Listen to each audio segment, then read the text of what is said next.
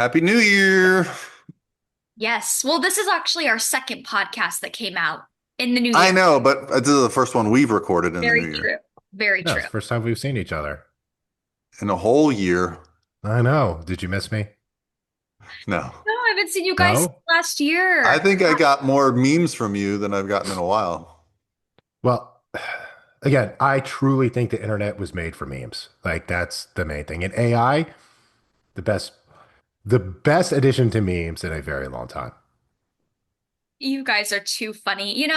I don't really fall down the rabbit hole of looking at memes, but sometimes I'll be honest, TikTok will get me. Like at night, if you, I don't The know, if speed you, at which people's sense of humor can now be displayed, like the Yep. fact that, and Lexie, you might not get this reference, Lane Kiffin resigned from Ole Miss University to go coach at LSU, which is a historically better university, right? Well, Ole Miss has now got an opportunity to win the national championship. Lane Kiffin, is basically kind of getting laughed at for leaving. Well, with the prime minister or president of Venezuela being out, I'm now seeing memes that Lane Kiffin has resigned from LSU to go to Venezuela to Yes. be the president. Like, The best part about the AI is it can take big historic, like big news events that can sometimes be stressful to people, other times can be celebratory for people. And it takes it and makes it all puts a humorous tilt on it. And I think that is really good for society yeah, in general.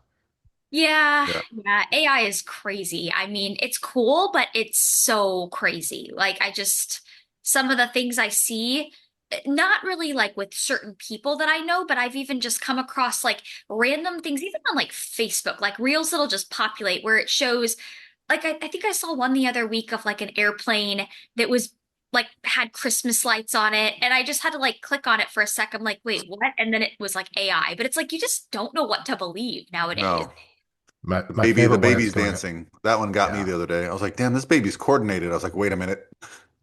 My favorite one now is these two AI cats, and they're having a podcast back and forth with each other, and they watch actual videos on the internet, and they discuss like they take bets on if it's AI or not, and they of course they always get them wrong, and their debate back and forth on how they know and don't know is absolutely hilarious. Of course you love the cat podcast. That's funny. It's Oh great. my gosh. Yeah, it's crazy world we live in. But honestly, I mean, I don't feel like last year at this time, I don't feel like, I mean, AI I know existed, but I don't feel like it was as much of a thing. Like, I'll be honest, Oh, it took me a very long time. I would say I didn't even start using it or utilizing it until like middle of 2025 is Chat GPT. And like when I say I utilize it, I mean like I'll sometimes ask it for, like content ideas or title ideas or, to reword something for me. But like that's kind of the extent of what I use it for. But like for so long, I was just like, I don't want to use it. I don't want to use it. But it's crazy just how much ChatGPT AI has progressed even within the past year. I have like an entire therapy thread on it. I give like my thoughts, and it talks to me back and forth. It gets to oh, know when you. me It's and Evan crazy. were staying together in DC, he was having full-on conversations with his chat GPT, like, hey, tell me about this, tell me about that. And I'm like, oh my God, Evans It definitely doesn't knows need, who Pralaveli is. We made sure to ask that. That's yeah. so funny. And I'm You know like, what? Evan doesn't need people anymore. He has a friend. You know Oh, what? best That friend. actually reminds me. Like I've heard people say that they've used ChatGPT as their kind of like therapist, and I'm not afraid to admit. I remember now a couple weeks ago. I remember I was worried because my car like uh it popped up saying it needed service, right? And I always get in my head thinking like the moment it comes up, I need to like take it in right away. And I just remember I was overthinking it, and I asked ChatGPT. I was like, hey, ChatGPT, is it okay if I don't get my car serviced for a couple weeks after the alert comes on? And ChatGPT was able to talk me off a ledge, so that made me feel better.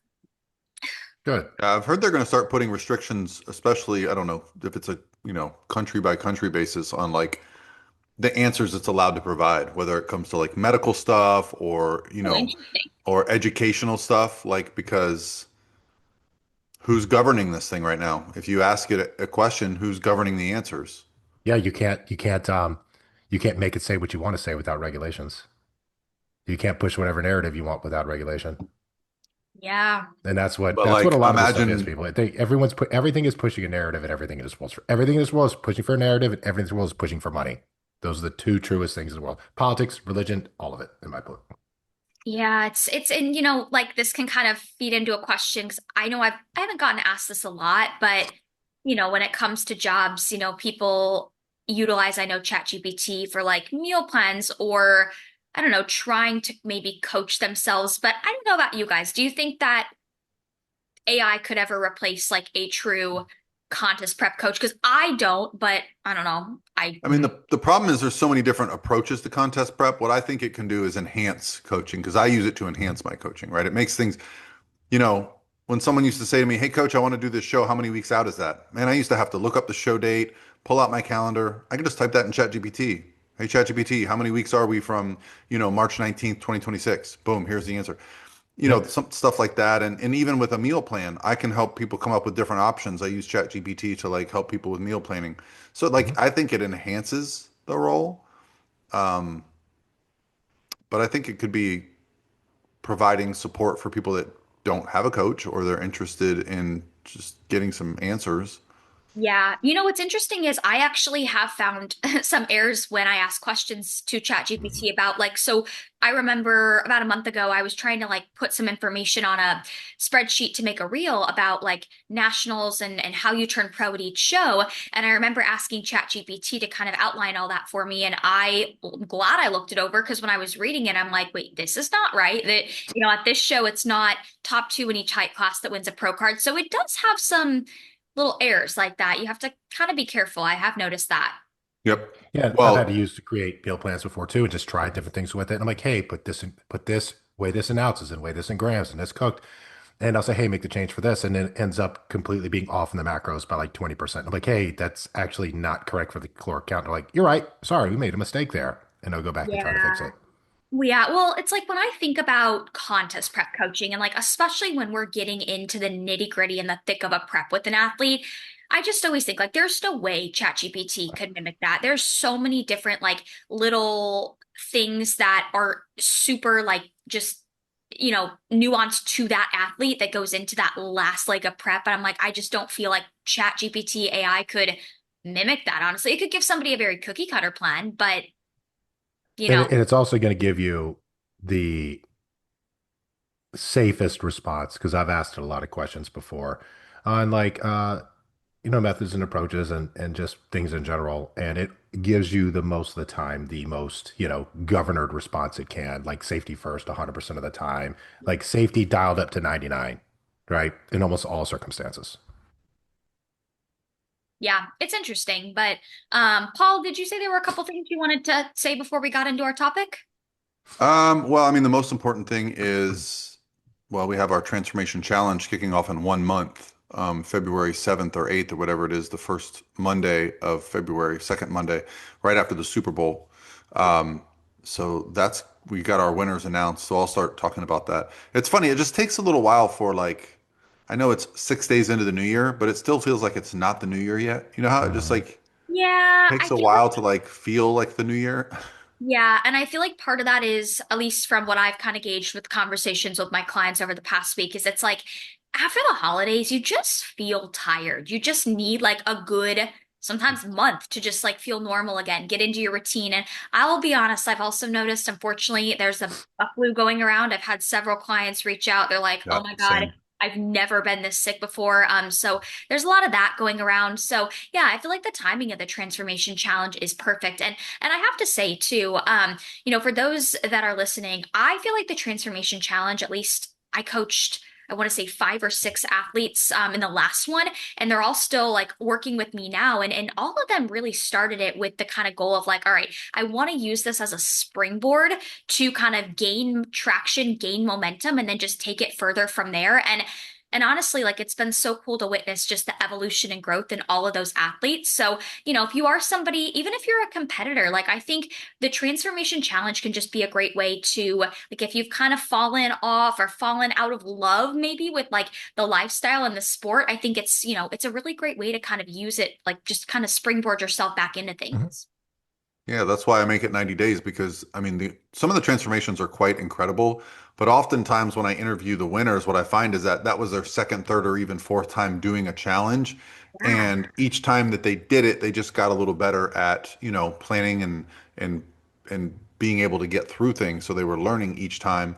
And we even had a gentleman that won, I think he got second in our previous one last year. And then he did it again because he had like torn a tricep and gotten hurt and come back and he joined the challenge again. I was like, wait, what is he doing in here? And when I talked to him, he's like, yeah, I just wanted the group, the Facebook group becomes really fun because everyone's just sharing ideas.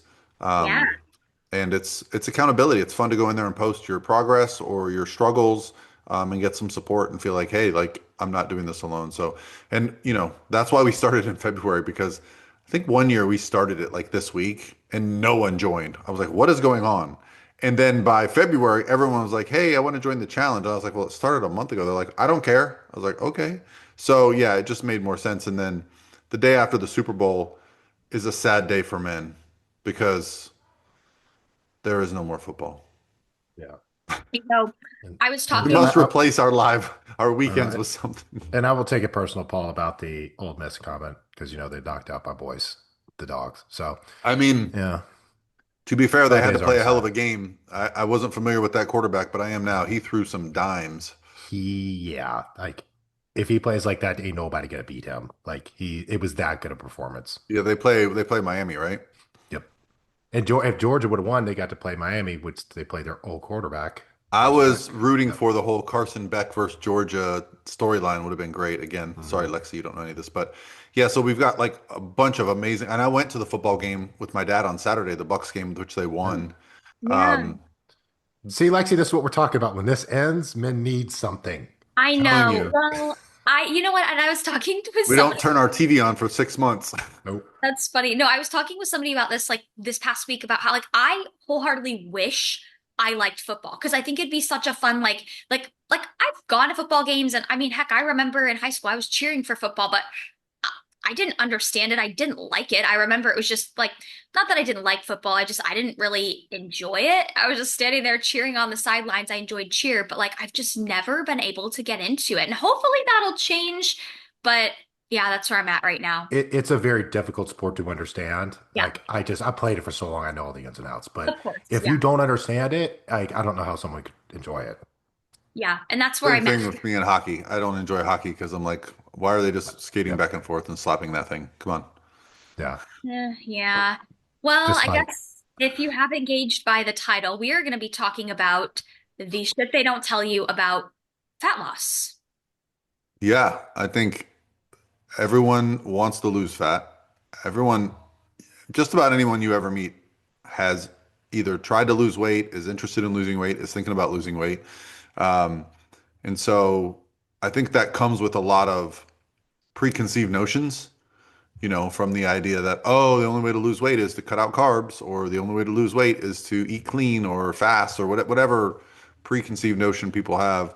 Um, and then there are some actual things you got to look out for and try to avoid. And um, as coaches ourselves, we see it. It's smacks you in the face. Um, you can have a perfect plan for a client, and if they don't lose weight, you have to go, okay, well, that wasn't the perfect plan for that person. So what could we have done differently? So Yeah. And I think it's also important to understand too, like, when we say the shit they don't tell you about fat loss, like what is normal and what isn't. Because sometimes when you take an athlete through their first fat loss phase, or like just their first prep, they start to experience hunger that's higher than they've ever experienced before, maybe fatigue that's a little bit, more than they've ever experienced before. And they like automatically think, oh my God, something's wrong. When it's like sometimes you have to kind of have that conversation with them of like, hey, no, this is part of it, right? This is why not everybody walks around with a beach body year round because like it's hard. If it was easy, everybody would be doing it. So I think part of it is understanding too, like what's normal and what's not when it comes to like that level of hardness. yeah, and I think people automatically assume when they get in a fat loss phase, it's supposed to be slow and steady, right? That's what everyone says. But you have to create a caloric deficit. And that caloric deficit you should be able to feel if you want to get any traction to begin with. And take this from me, this is somebody that every prep I've been in, when I move into a diet phase and I actually cut my calories and get moving in that direction, the first 4 or 5 nights I'll lay in bed hungry and be like, man, I don't know if I can do this time. And Yeah. that's every single time because I like to lay in bed and go get something and snack on it and have something and go to sleep. Right? It's kind of what I do when I relax. And when I take that away, that hunger kicks in, and it's a battle in my head. And I've done this more times than I can count. So Yeah. if it's hard for me, it's definitely going to be hard for people who have not really gone this route before.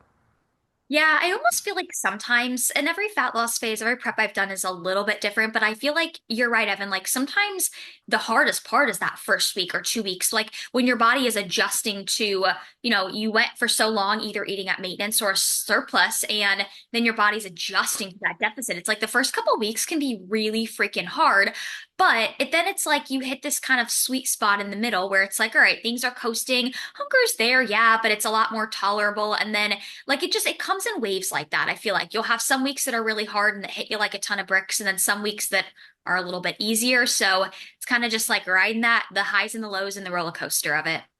I think the big thing that kicks in with me anytime you move in a fat loss phase is you remove that I can eat kind of what I want when I want to eat it. And when you pull that out and you pull that control away from it, that can be difficult. It can be difficult because then it really becomes like it feels restrictive. And the truth is, it is restrictive. You are restricting yourself. That's what a diet is. When people say a diet should feel restrictive, I mean, yes and no. Like you shouldn't feel like you're in a prison, but it should feel restrictive to some point because again, you're restricting calories to lose weight, to lose body fat. The key for any fat loss diet is you got to stop doing the things that put you in a place where you're unhappy, right? Your nutrition, your lifestyle has put body fat on you over a course of years. You've got to unpack that. And a lot of it is the behavior change. And so a lot of the diets that become popular are popular because they're so simple to change the behavior. They go, oh, I mean, remember, oh, don't eat after 6 o'clock because if you eat after 6 o'clock, everything is stored as fat. Okay.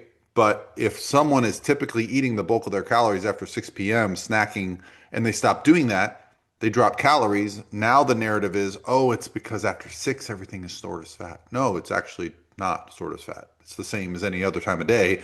It's just the caloric surplus, but you've changed your behavior. When you normally snack, you stop fasting, cutting out carbs. Even, what's really funny to me is the same people that were screaming about carnivore, which if you're not familiar with the carnivore diet, it's like eggs and meat. And actually, when I look it up, there's not actually a standardized this is carnivore, right? It's kind of a just eat meat and eggs and, avoid vegetables and like stupid things like that, right? But some people will have success with carnivore. Why? It changes their behavior. It stops them doing the things that put body fat on them. And yeah, you probably are going to benefit from eating higher fat content. Your hormones are probably going to thank you. You're not eating crap. Um, but those same people that were doing carnivore, I swear last year they started doing something called the sugar diet. They only ate sugar. Mhm. It's like a lot of fruits, a lot of A lot of um, fruits. Yeah, right. And so it's basically like, oh, you're very full because you're eating, fibrous fruits and things like that. And I'm like, well, I just didn't understand it. I said, guys, you didn't have to do the carnivore diet that got you unhealthy. So now you have to undo it by doing the sugar diet. You could have just combined the two and called it yeah. flexible dieting.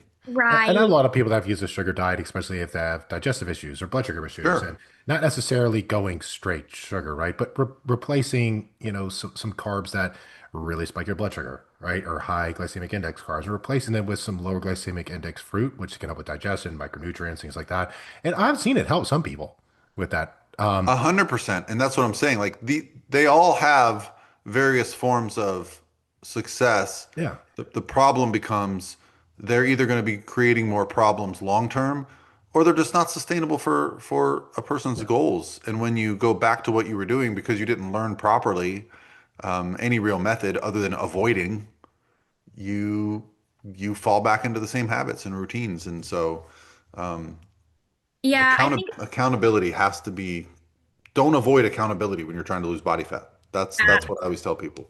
And I also think, another like shit they don't tell you about fat loss is, we were just talking about all these different, approaches. There's keto, there's paleo, there's the sugar diet. And I think something that people don't oftentimes realize is like there is no perfect universal approach for everybody, right? Like a certain approach may work really good for one person, but that does not mean it's universally great for everybody, right? Like, and so, and that's where I always have an issue when I see, like, I don't know, these influencers or people on social media speaking in such absolutes around fat loss, like cut out these 5 foods if you want a flat stomach, or, do this if you want to drop 10 pounds. And it's like, well, okay, that may work for them and that may work for a select few, people, but that does not work for everybody, right? You can't speak in absolutes when it comes to fat loss because what works for somebody isn't always going to work for everybody else. And so I think that's another part of, like just understanding that it's not this nuanced universal approach for everybody.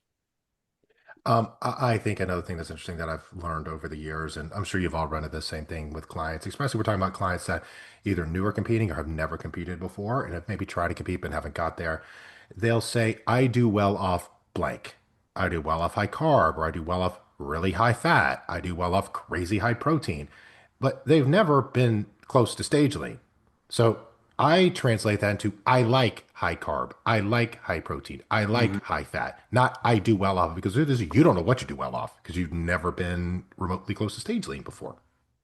Yeah, I hear the same, but the opposite. I'll be on a consult and be like, well, I've never been able to lose weight when I eat pasta or bread. And I'm like, okay, Yes. well, that's Yep. just a form of calories. So, and then when you break it down, it's not just bread, it's bread and butter, and it's not just pasta, it's pasta with sauce. And, like, so it's like these, they've associated what makes them fail, but they're missing the point that they're eating these things without accountability. Um, Yeah, Bread no, is I not as hear good without butter. Yeah, I hear very similar things too. More so like it's usually okay, like, okay, coach, I know that, if I want to drop weight, like I have to push myself really hard. I usually have to get down to, 1,200 calories if we want to get lean. And I usually will hear things like that. Or in the opposite of like, all right, I'm not somebody that can generally eat a lot in my improvement season. I can only get up to 1,600 calories. And, I feel like I hear that a lot. And a lot of times people are very surprised that like that's the narrative they tell themselves, but that's not to say that that's always going to be their destiny or their fate. Hmm. I always answer with that with the end of it right now at the end of it. Yeah. I can Yeah. only do that right now. And that's honestly, there's some people I work with now that their food can't get high. Unfortunately, I wish it could, but it can't. And if it's either one or two things. It's either, they're going a little bit over what they tell me they're going, or they just can't do great on high food. So either Yeah. way, if they're going over, right, then whatever calories I'm prescribing them, if they go over, if I up those calories, they're just going to go over that many more calories, right, when it comes to that. But some people can't, right? Some people just don't have a high tolerance for food, and it's a lot of it's either due to habitual dieting early in their life, or they just don't have quite amount of muscle, right? And if you don't carry good muscle, then you probably can't eat a ton of food. Some people can, but a lot of people can't.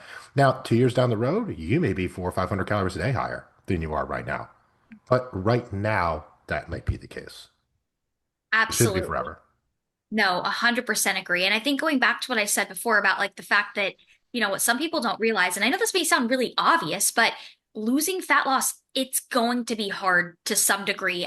But I think where some people sometimes like get confused is, you'll see people on social media talking about like, oh my God, I lost 20 pounds and I was still eating X amount of food, or I was still eating all this food and I had all this food freedom. And yeah, you're going to see stuff like that. And I think that also puts this narrative in a lot of people's brain of like, okay, if I'm feeling like if it's hard and it's challenging and I'm feeling hungry, I'm doing something wrong because oh, I saw this influencer who lost all this weight and it looked easy for her. But it's like we also have to realize social media is a highlight reel. It's not always real either. I've also, Lexi, been told by people close to influencers that what they report is not what they're doing.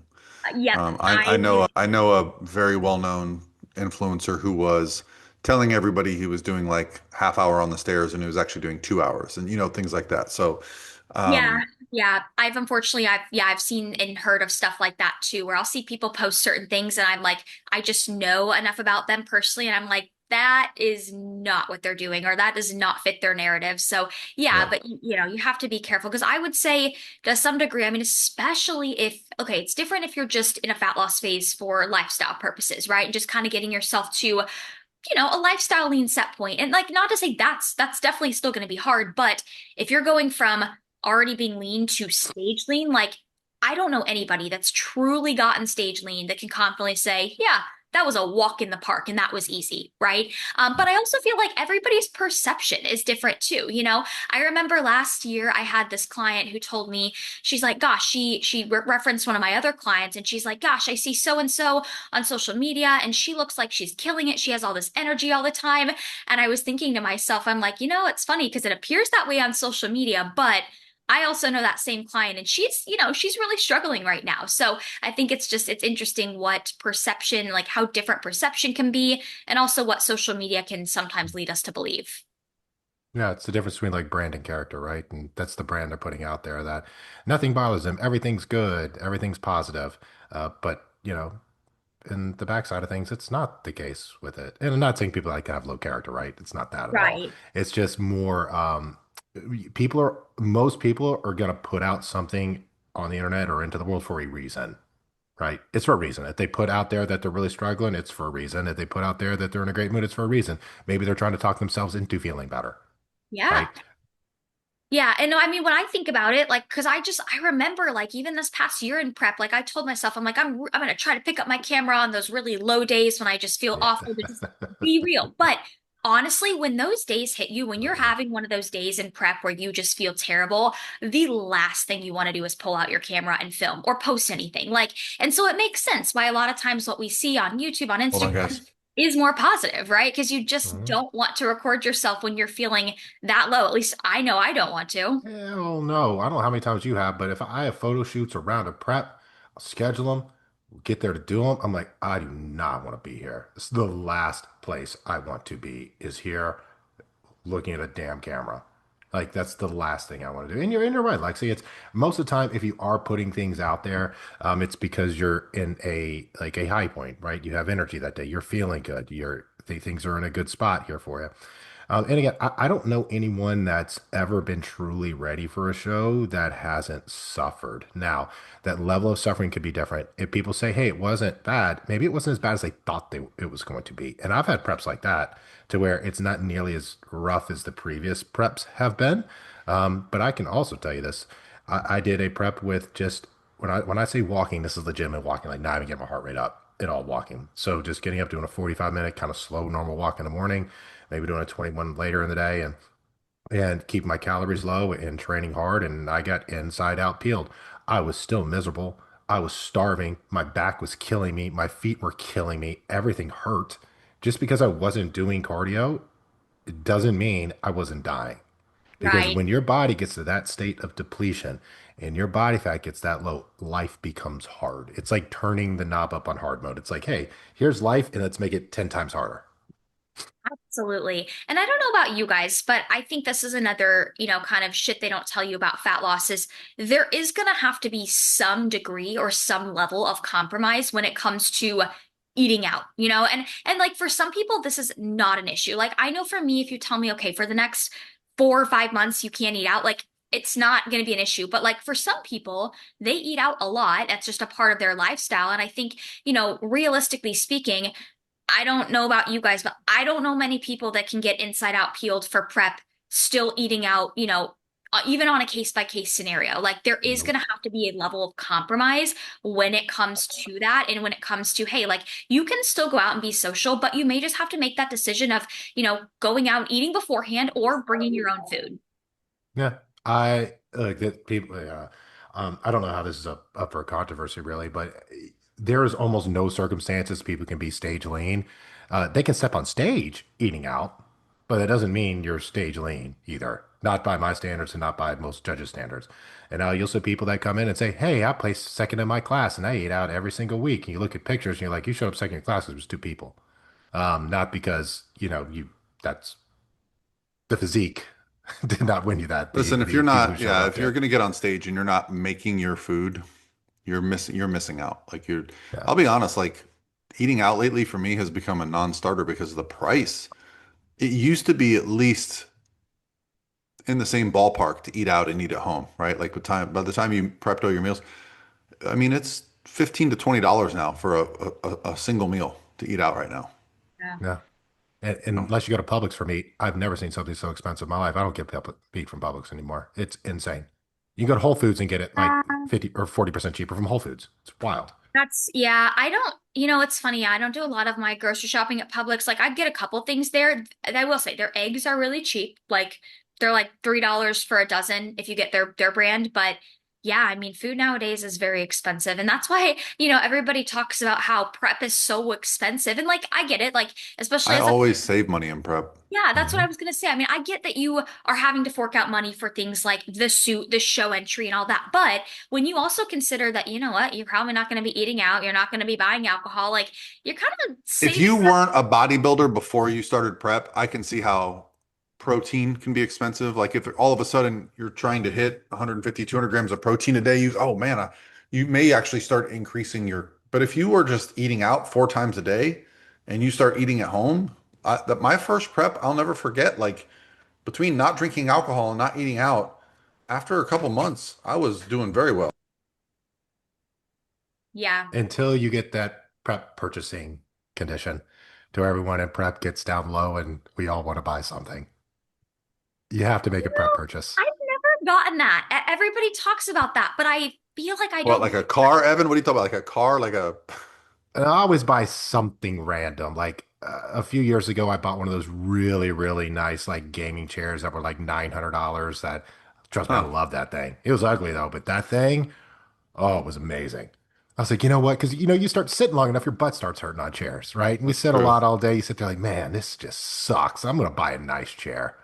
So Well, let's talk about some something like other that. fat loss things that happen that things that they don't really tell you about because I want to bring up like the idea of metabolic adaptation changes to how our body is responding because that's one of the first criticisms I usually hear from somebody that says like, oh, but if you do cardio every day, your body adapts to that cardio and then you have to do cardio harder. And I always say, well, yeah, because you have less body fat now. So Mhm. that's like saying, well, yeah, but if you spend less money, then you adapt to that, and then you're not spending as much. It's like, yeah, but you've saved a lot. So the logic for me is like, yeah, like your body is going to adapt to the process, but those adaptations are in line with what should be happening. I think some people get worried, like, oh, my maintenance calories are lower. You weigh less. Yeah. My endurance is higher, so it's harder for me to break a sweat. Yeah. You're healthier. Yeah. Oh, I Yeah. hear that one all the time. I would say pretty much all of my first time athletes, when they're going through their first prep, there comes a point where they'll kind of reach out and they're almost a little concerned. They're like, oh gosh, coach, can't get my heart rate up as easy as I used to. Or, I'm not breaking a sweat as much as I used to. And honestly, those are very common things towards the end of prep. And usually the leaner you get, the harder it is to break a sweat, and your endurance gets better throughout prep. So it is going to get harder for you to get your heart rate up. Like generally, I mean, at the beginning of prep, you're going to probably be able to break a sweat and get your heart rate up pretty easily without having to, bring that treadmill up a ton on incline or bring that speed up. But then it's like by the end of prep, you're going to have to probably bring that incline up pretty steep, bump up the pace in order to break a sweat and to get your heart rate up. Look, guys, here's a shocker. It's nuanced. And I know people just want one word answers, but it's nuanced on things. If you go into a prep and you're 20 pounds overweight and you're doing 40 minutes of cardio at a high heart rate, well, probably not the best, right? If you're having to do that to keep it there, we Yeah. may need to look at some other things, right? Or Well, if and this is why our their consultations calories are are so really low. important because when we get on a consult call with someone after years of doing this, you can tell like, okay, this person is they're if they're really far from stage weight, 15, Hmm. 20, 30 pounds, but they're eating a ton of food, not really tracking, they're not doing any cardio, they're lifting, but that's about it. You're like, cool, we got this. But Hmm. if the other is true, they're doing an hour of cardio on 1,500 calories and they got 30 pounds to lose, you're like, listen, this prep is not a good idea for you. You're not recovered from your last prep. And the difficult conversation, which none of us wants to have, is you ain't going to be ready to prep for a little while either. Yes. Yeah. Yeah, it's funny because I'll I've had a couple calls like this recently where, I'll ask the client like what are you, are you doing any cardio right now? What does your cardio routine look like? And they'll kind of almost be ashamed and they'll be like, "Yeah, I'm not doing anything and my steps are really low." And but I'm like, it's not always a bad thing because sometimes the less conditioned you are with that like stuff at the beginning of a prep, the more responsive you're going to be right off the get-go to adding in those variables, right? Like I would much rather Yeah. that if somebody is looking to start a prep rather than somebody who's already doing the most, and already getting in 15,000 plus steps a day. Because it's like that, it doesn't Mhm. give us a lot of wiggle room in terms of using that as a variable to drop body fat. I'll show a good example of this. I helped a friend, I guess, prep for a wedding, you could say, or diet down for a wedding that happened this last weekend. And she was a former, very high level national bikini competitor. She hasn't been in the scene for a few years, just kind of lived her life, was working out, but was eating whatever she wanted. And, just really took her foot off the gas on everything. Uh, in about 80, 90 days, without a ton of effort, we pulled almost 30 pounds off of her. And the crazy thing was her issue was she would murder herself and never get fully lean, kill herself. The issue this time was, hey, we need to I was like, you need to go eat food because your weight is continuing to fall off that map here with that. It's because she took a year or two and let her body relax and Yeah. got away from that year after year after year after year of hammering herself into the ground with it. Yep. That's another warning sign. If someone is in their fourth consecutive year doing a show and three check-ins in, they're not really changing, and they're like, I don't know, coach, it's not usually this hard. I'm like, well, this is the repeated bout effect, which I think some athletes are now using other methods to Mhm. overcome. Like this is where they're going to a medical doctor and going, well, my thyroid's a mess, my hormones are a mess, my progesterone, estrogen, and testosterone are a mess. Oh, well, let's just start taking all this stuff to Mhm. mask what they've done to themselves. It'll help for a little bit, but Yeah, listen, it works, but it's for a little also bit. when you're giving yourself these things, you're not fixing the root cause. You're now going to be required to take that stuff forever. Mhm. So yeah, it's one of those things that metabolism, or the rate at which we burn calories, it's so ingrained in our brain, like brain chemistry, when I'm talking about, is like we still don't understand it. Like, what I've noticed is that it takes about as long to fix that as you were in prep for, right? So I've literally had people come out of prep. They did a 6 month prep. They come out of prep, and right about the 6 month mark, when they're in the off season, they'll just start dropping weight, and they'll be like, "Coach, I don't know what's happening." And I'm like, "Well, it's you're literally your body is back to baseline. The defense mechanism of fat loss has shut off, and your body's like, "Oh, we're safe. We can Mhm. proceed like normal." And it's not really explainable. I've never had anybody, even in higher education, be able to completely explain it. We know what's going on. We don't know why it starts and stops kind of suddenly like that. I will say that with the addition of like diet breaks, um, I have a lot more clients that are able to stay leaner and not seeing as much of this, but the typical lose a lot of weight, gain it back quickly, that requires a long break. Yeah. And Paul, you bring up an important point talking about people that, say, the thyroids are messed up or the metabolism is slowed and they'll take things. And yes, you can take things. You can take thyroid medication. You can take testosterone to get that back up. You can take things like that to help continue go down that road. But that's not fixing the problem. Why is your thyroid in the tank? Why is your testosterone in the tank? Why is your SBT through the roof? Like, why are all these things messed up? Right. Yeah. So you can either keep putting band-aids on it to fix that leaky pipe to get you through another set of things. Or what you can do is do the smart thing. And eventually you will have to do this is pull things back. Or you're going to be on 1,200 calories the rest of your life if you want to stay in a good body composition.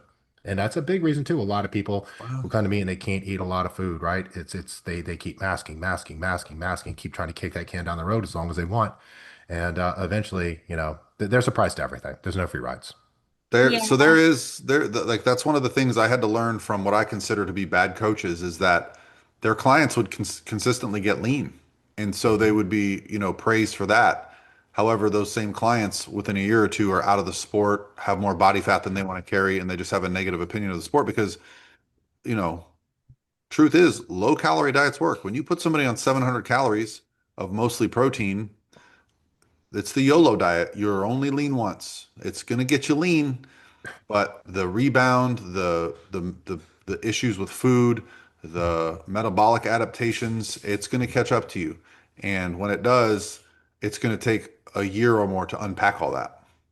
Yeah, and I see a lot of people, I think a lot of people fall into this kind of camp of they know all of that, but they tell themselves, "Oh, I'm going to be that unicorn and that won't happen to me." Right? Like, and I think we've all been guilty of that before. We know all these things. We know sometimes that things are going to catch up with us, but sometimes we give ourselves this narrative of like, "All right, I'm a unicorn. That won't happen to me." Right? Um so yeah, and I think, another thing when it comes to shit they don't tell you about fat loss is, especially when it comes to, well, I would say not especially, both for a lifestyle fat loss phase and a prep.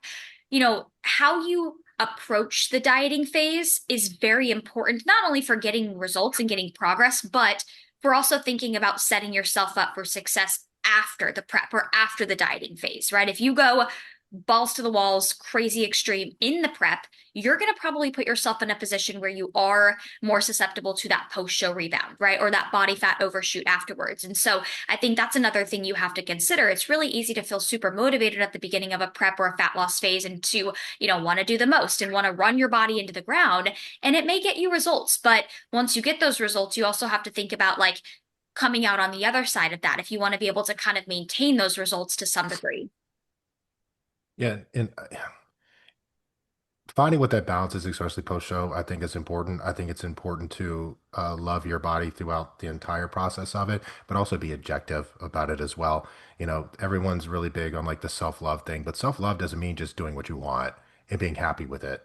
Like that's not what self love. Self love is having difficult conversation with yourself and doing what's best for yourself, you and your future with that. So, I have girls that struggle with wanting to gain weight post show, right?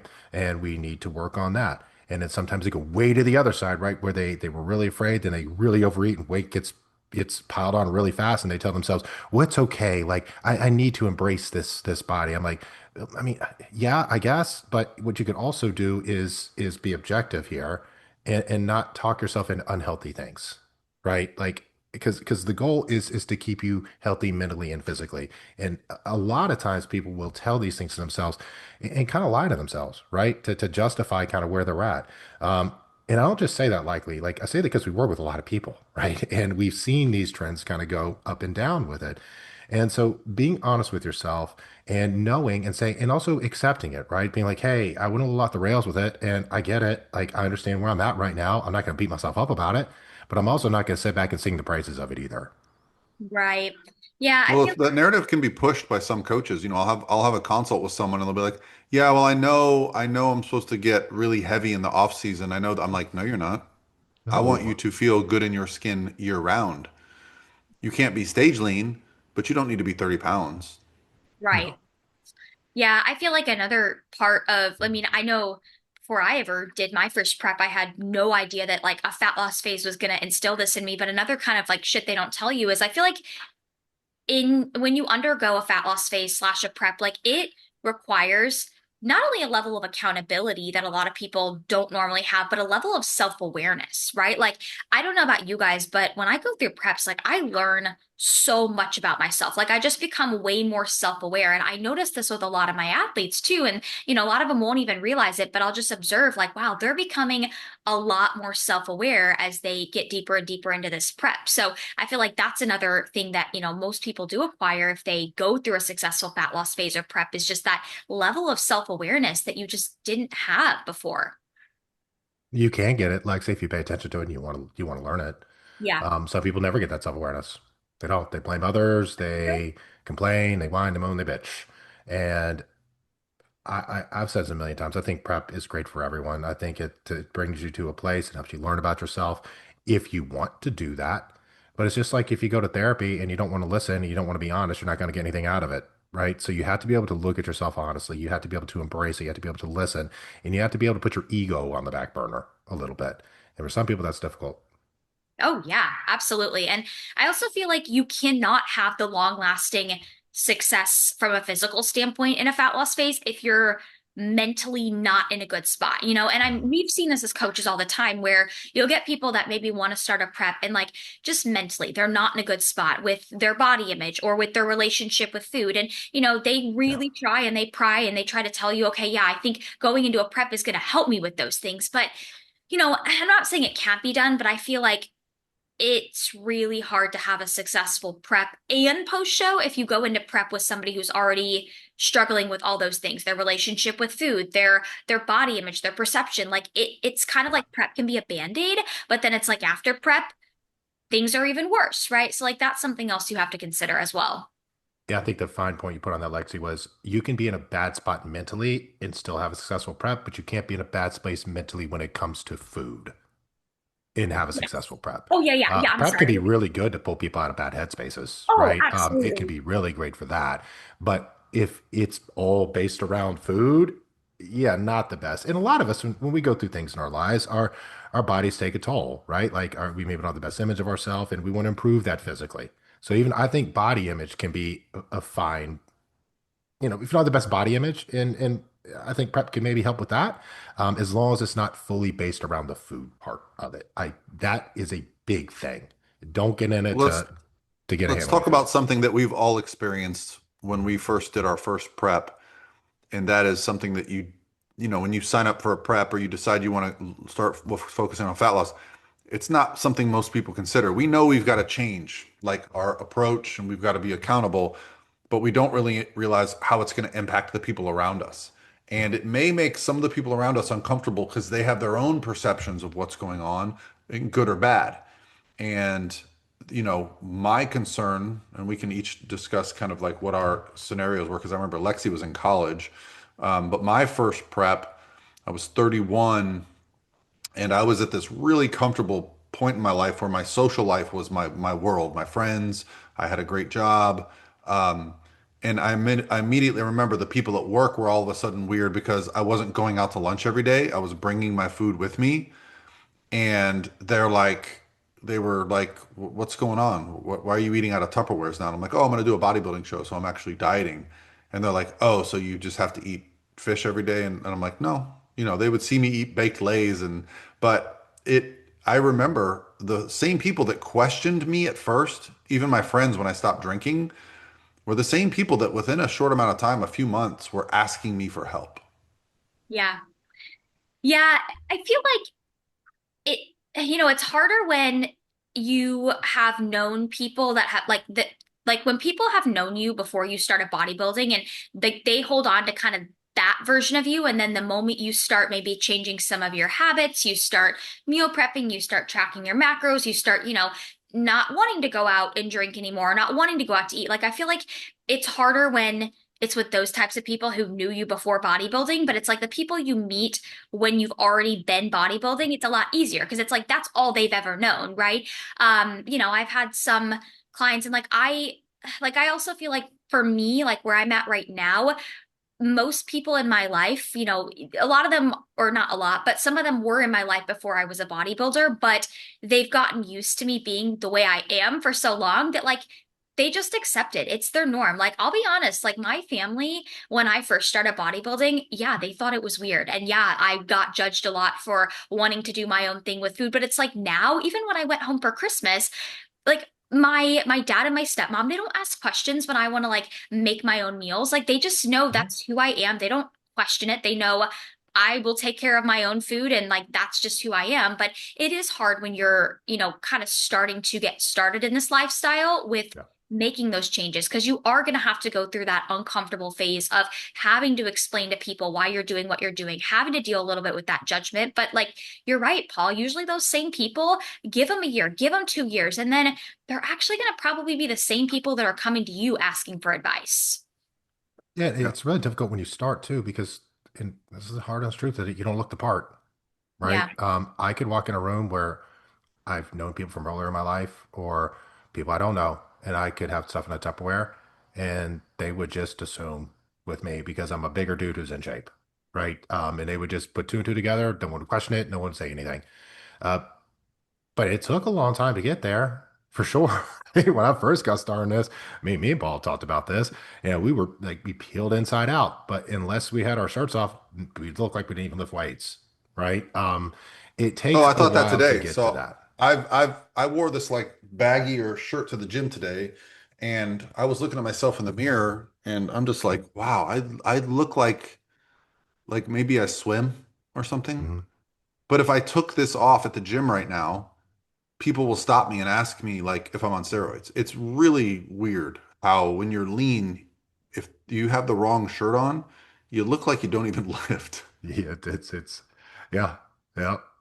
Yeah, and I think it's also important, at least I know I tell all of my clients when they're first starting prep, like that first week when we shift into prep mode, I think it's super important. Like you have to take the responsibility as an athlete to also have those conversations with those around you, that you hang out with most. When you start prep, like let them know that you're starting prep, let them know what the expectations are. Not that, your life is going to change drastically just because you're in prep, but you may need to have those conversations of like, hey, okay, I'm in prep now. Here's what to expect. I'm not going to be able to just go out to eat on a whim anymore, or like I can still be social, but I need to plan things ahead of time. So I think it's really important that like you have that clear cut communication with those around you when you are in a fat loss phase, when you're in a prep.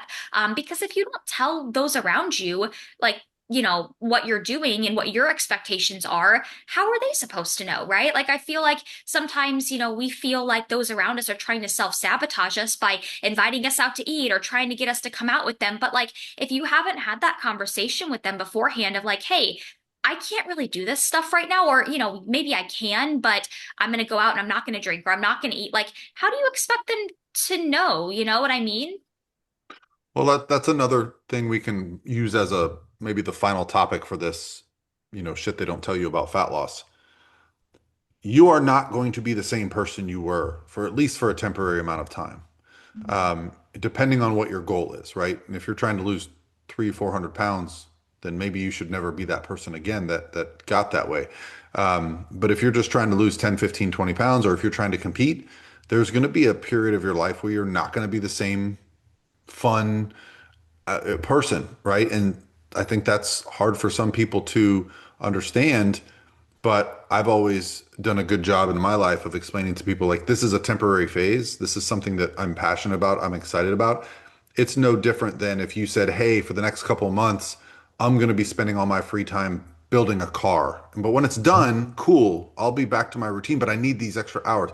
But because it's bodybuilding related, sometimes people have an opinion, but it's the same thing. If you're passionate about something and you explain that to somebody and they have a problem with that, then they have a problem with who you are as a person, not the sport.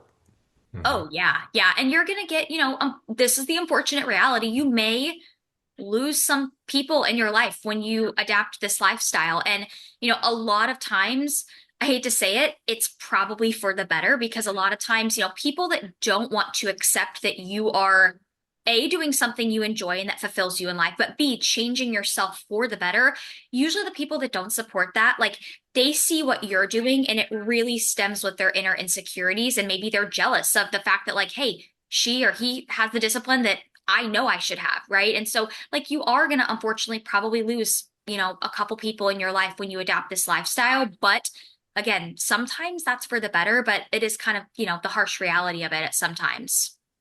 People insecurities ain't your worries. True that. Yeah. Yeah.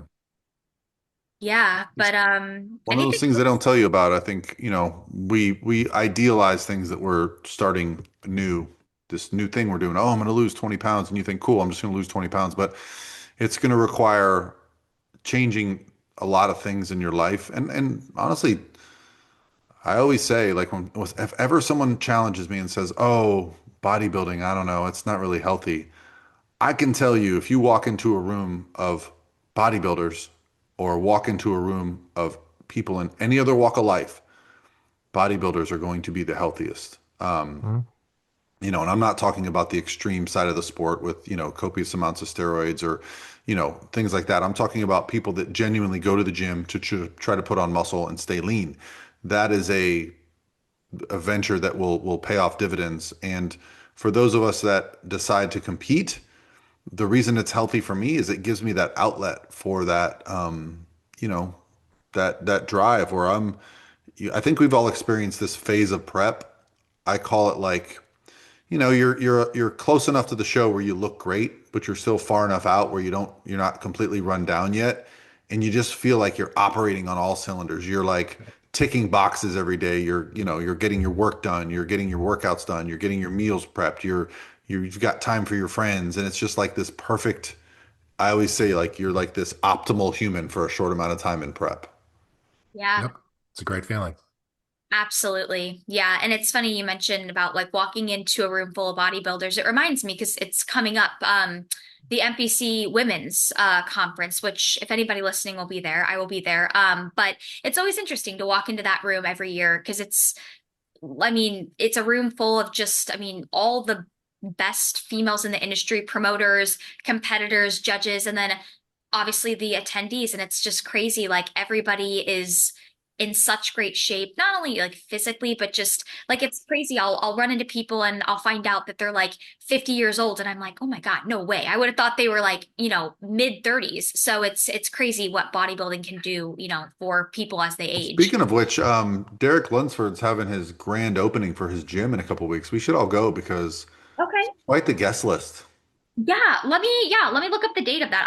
I definitely would love I to go. think it's the 17th. I think it's 17th weekend, 2 weeks. Okay. Okay. I do have something that morning, but I could probably go later in the day. That'd be fun to go.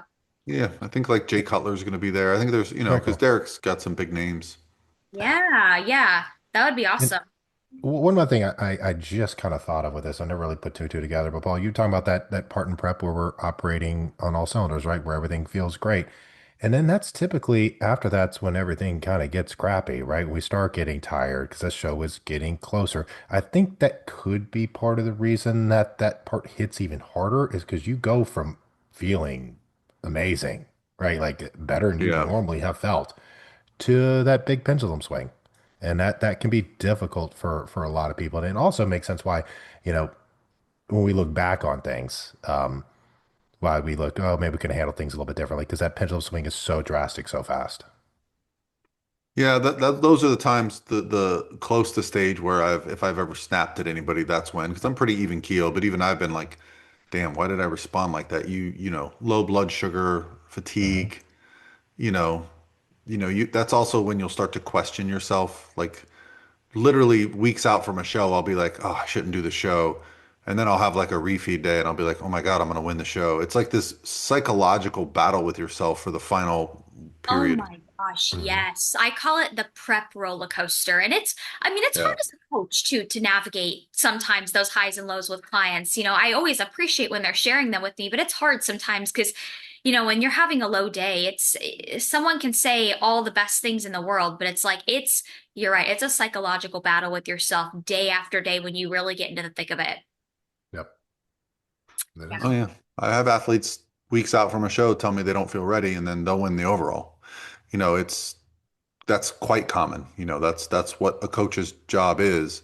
But when you're in it yourself as a competitor or someone doing fat loss, that's where coaching is valuable because someone who's gone through that experience themselves can understand what you're dealing with and walk you off a ledge or push you harder if you need to be pushed harder. Mhm. Sometimes you just need to be told, like, yeah, this is the hard part, deal with it. And sometimes you need to be told, like, no, no, no, we probably need a day off. We probably need a recovery day. I don't need you, running yourself into the ground. Yeah, Amen. Well, if you guys liked this topic of like shit they don't tell you about X, let us know because we can definitely make this maybe like a series moving forward. Yeah. for Yeah. sure. Sweet. All right, guys. Well, I'm trying to think when this one will come out. Um, I guess, like I said, yeah, if anybody is going to be at the women's conference, I will be there. Say hello. Monday the 10th. This should come out, right? Okay, so yeah, the women's conference is like the 25th, so it'll be a little while, but Yeah, this is kind of that weird part of Well, the year. I feel Mondays like are it's a cool. little quieter with shows and things, but it's nice to have that Oh, kind of. I literally had a client check in today and she said, Coach, I just feel like, I have no excitement around bodybuilding. And I said, yeah, this is that time of year. There's literally no one's posting about it. The only thing that's going on the internet right now is flashbacks or people, very few people are talking about bodybuilding. And I think when you're not going to shows and it's not hitting you in the face, it's very easy to kind of like lose your momentum. But, I'm telling you, we're 8 weeks out from the Arnold. Right. Yeah. I've got a competitor Crazy. competing this weekend. Like Yeah. The it's LA done. Fit Expo. Yeah. Yeah. Which is historically a very small show. We're talking like less than 50 total competitors. Yeah. Yeah, I will say though, last year, yeah, it was very small, but the overall winner for the bikini division, she was the one that won her pro card at the Arnold Amateur, Was that and her? Okay. she is actually she'll be at the Arnold, like competing in the Arnold this year because she won the overall. So Yeah. I know we could see, it's small, but we could see a heavy hitter. Oh, listen, I have a girl doing the fit model that's phenomenal, but it's it's just yeah, it's early is what my point was. Is like, yeah, January 10th for a show. Um, Yeah, and then we're 8 weeks out from the Arnold. So I'll be curious because I had, a couple people that were planning to do the Arnold, they pulled out. So it's a tough phase to go from the end of the season into the to competing at the Yeah, Arnold. It's a tough window. that is. Yeah. It really is. All right, All right. guys. Well, thanks for listening. We'll talk soon.